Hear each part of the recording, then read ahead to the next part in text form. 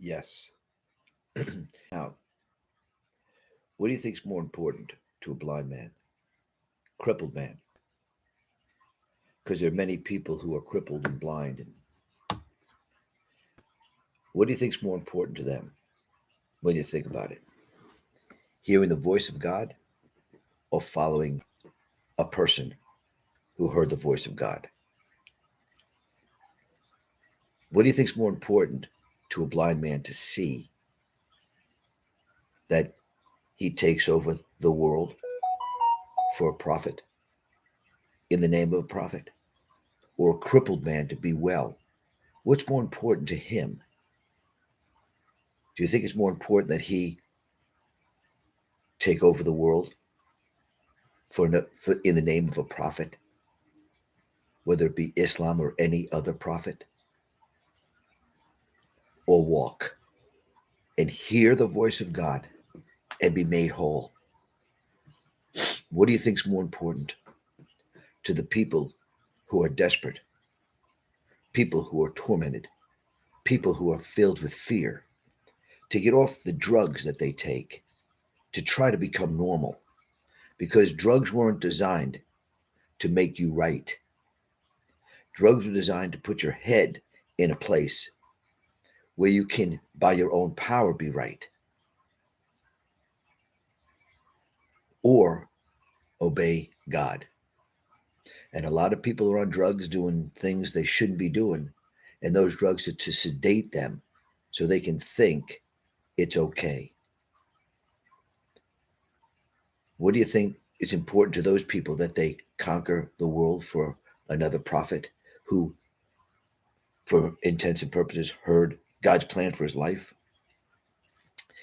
What prophet duplicated himself without hearing the voice of God himself? What do you think is more important to people who are desperate, who need direction, to follow a prophet or to hear the voice of God himself?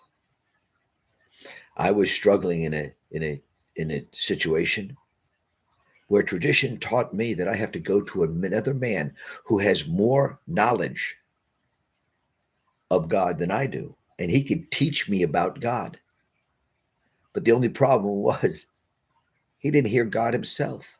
He didn't obey God himself. So how can you know someone without hearing his voice? Traditionally, that's what we do. How could you know God through the voice of another person who says he heard God, claims he knew God? Oh, well and good for him. But what about you? How are the chains going to come off? How's the peace going to come? By doing what God has instructed or commanded another man to do, or doing what God has in store for your life? That's what we're talking about, isn't it? The problem isn't if Muhammad or Abraham or Jesus. The problem is, why aren't you following God's plan for your life? Why are you following God's plan for another person's life? It's God's plan for his life. Abraham, Isaac, Jacob,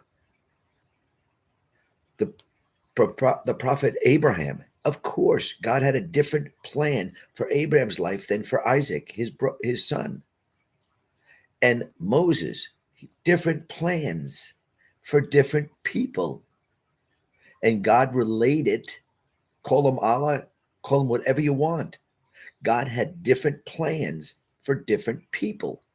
So why are you following the plans that another man is set for him? It doesn't make any sense. Traditionally, I struggled. How can I know God without another man teaching me?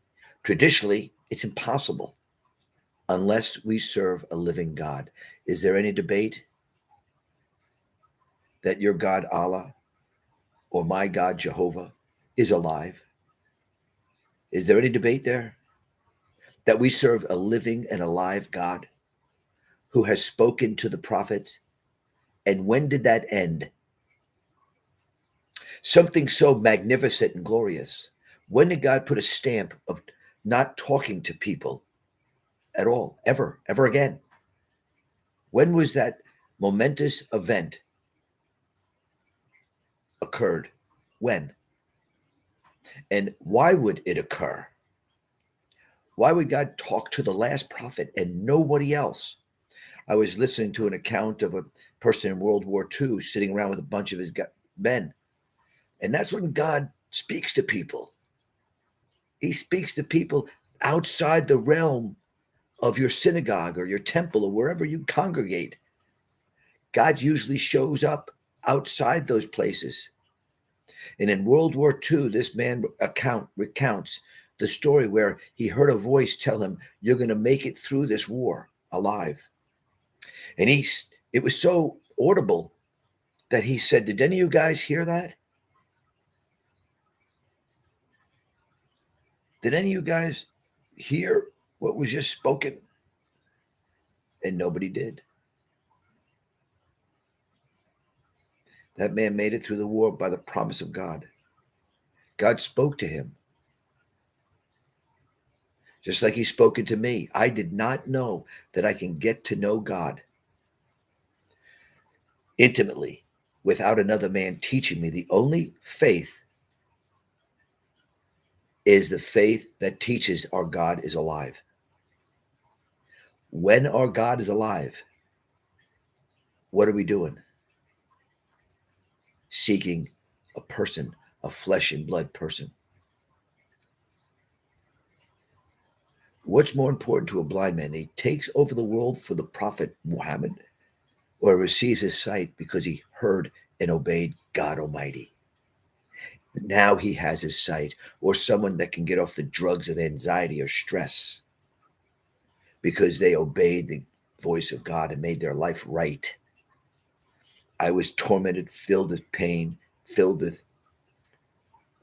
doubt, fear, because God was tugging on me and I was going through another man. The only way we can know God is if we go to him ourselves and obey him.